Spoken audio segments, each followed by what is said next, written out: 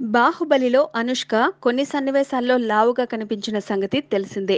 Size zero cinema కోసం లావు పెరగడం, తర్వాత తగ్గకపోవడం, మధ్యలో మోకాలికి గాయం కావడం, దీంతో వర్కౌట్స్ చేయలేకపోవడం ఫలితంగా తెరపై కాస్త హెవీగా కనిపించడం జరిగింది. అయితే ఈ విషయంలో అనుష్క చేసిన ప్రయత్నాల గురించి రాజమౌళి కొన్ని ఆసక్తికరమైన అంశాలు చెప్పారు.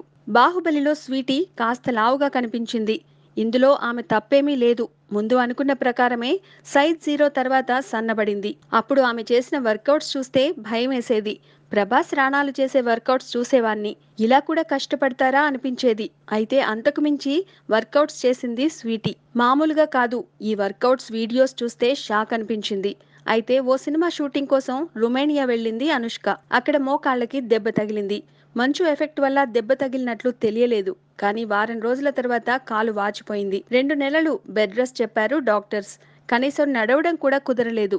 ఆ కారణంతో మళ్ళీ వర్కౌట్ చేయడం కుదరలేదు. అయితే ఈ సినిమా విషయంలో అనుష్క చూపించిన డెడికేషన్ కు ఆమెకు మరోసారి థ్యాంక్స్ చెప్పుకుంటున్నాను అన్నారు Rajamouli. Please subscribe. Hi, it's me Purna. Please subscribe.